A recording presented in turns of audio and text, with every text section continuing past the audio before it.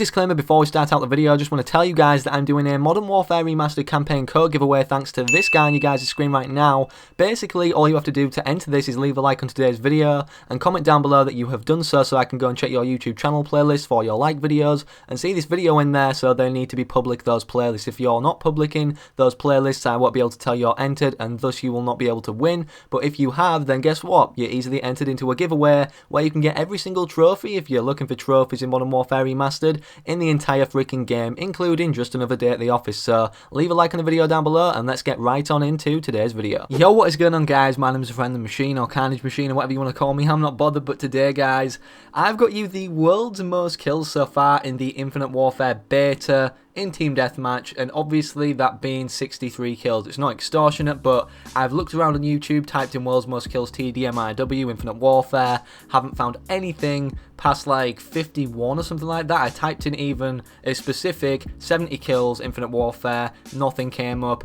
and also 65 kills Infinite Warfare, nothing came up yet again. So in today's video, it's going to be a long video showcasing the whole gameplay, because I don't think it would be right to only show sections of a world record and not show all the kills. It's spread throughout the gameplay, and you may see in the gameplay in the background, I think it starts off with 4 teams, but 2 of their people back out and then 3 of our people back out, and I end up being one of the 3 people on my team who was good. I mean, the other 2 were just dying constantly, so it was kind of a challenge to actually get 60 plus kills in this game of TDM, because the enemy team weren't actually that bad themselves. So hopefully you go on to enjoy today's video, and if you do, slap a like on the video down below, and as always, if you're new around here, subscribe to the channel for everything Infinite Warfare. I'm going to be the hub this year for Infinite Warfare tips and tricks, news, and everything that might be coming to the game, including leaks and everything like that. So if you're not subscribed already, click that red button. It's completely free, and I promise you guys will not be disappointed. So without any further ado, we're going to get into talking about a lot of things to do with Infinite Warfare today.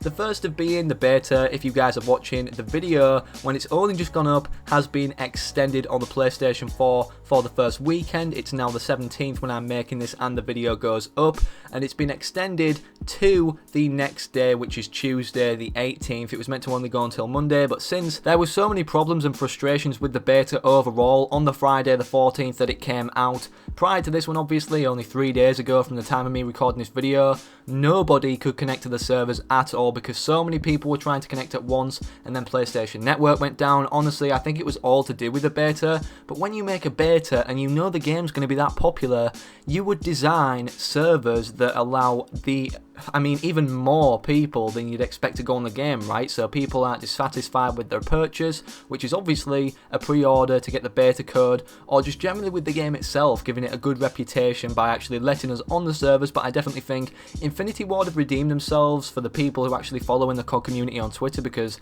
yet again, there is the casual community who only pre-order the game, play the beta, and don't watch anything on YouTube, don't even know of us YouTubers, right? It's insane to think about, and that's a whole other subject for another video. But think about it. As of now, most of those casual players, since they don't interact on social media to do with Call of Duty, the developers, or anything being updated into the game, they're not really aware of it until it happens.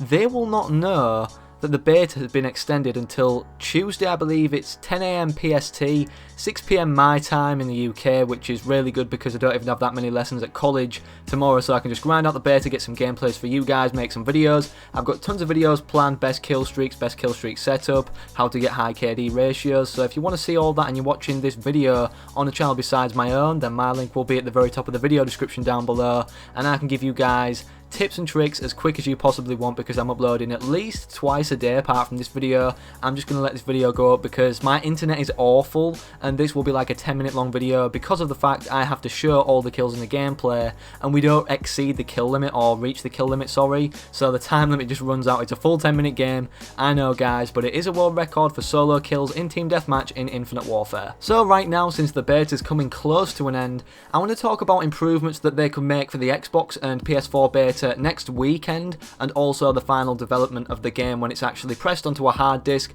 and we get it obviously to play for the whole yearly life cycle for this year's Call of Duty in 2016. So the first thing that I think they've done really well is the gun hit detection. I know a lot of people have been complaining about this, but in my opinion, it feels right. There's not that much sway on the guns. It feels like an Infinity Ward game because of this, not like Black Ops 3 where you're thrusting and stuff and then when you land, your gun goes all over the place and stuff like that. I definitely like the feel more of Infinity Ward developed games than I do Treyarch, simply because of the fact, like I said before, it feels a lot smoother and it feels a lot more pinpoint. I know it's ironic because there's a perk called Pinpoint in the third perk tier in this game that outlines the enemy's red as you just saw there when you're shooting them, but it really does feel more pinpoint. If you aim and have good accuracy onto where you actually want to aim and it's not swaying all over the place, this is definitely a good game for you.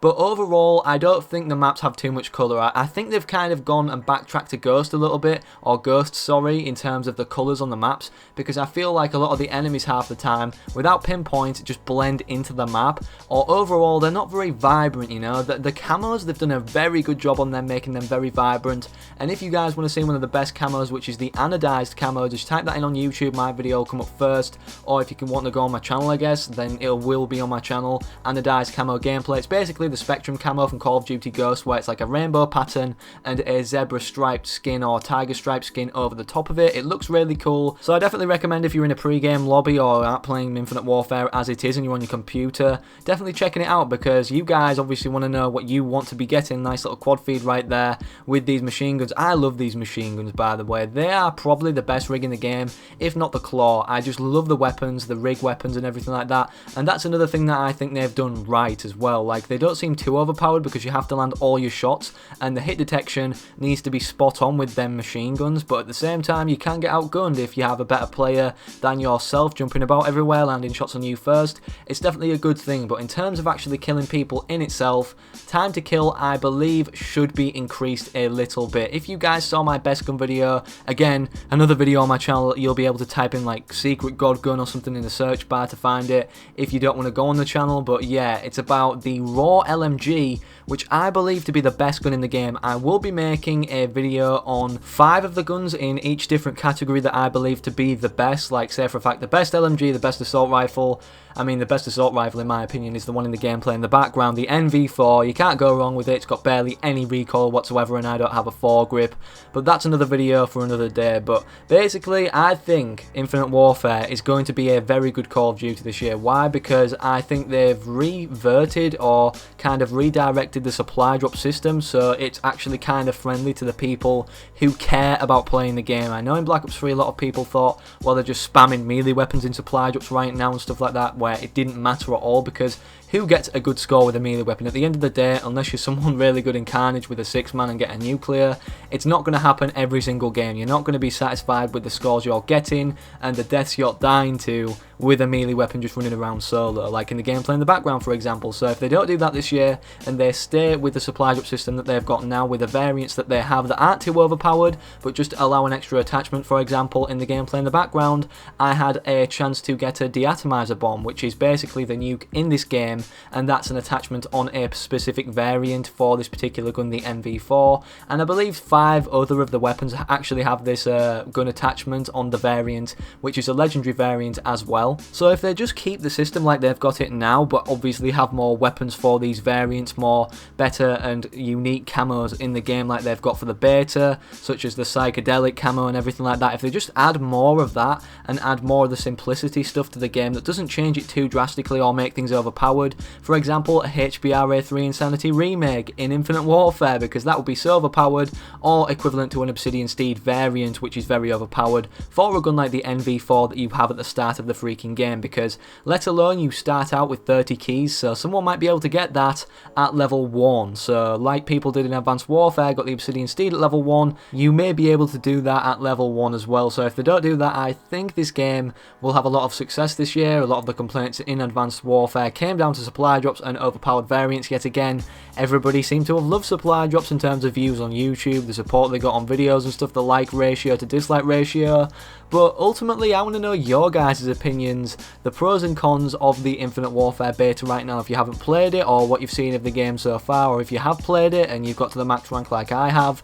What do you guys think of what you've seen in the game so far? Because a YouTuber or YouTubers spread out across the board will have made videos on everything to do with the beta right now, whether that be all the quotes from the Quartermaster thing or anything, just like best gun setups. There'll be a best gun setup on every gun, I'm guessing, across YouTube as a whole.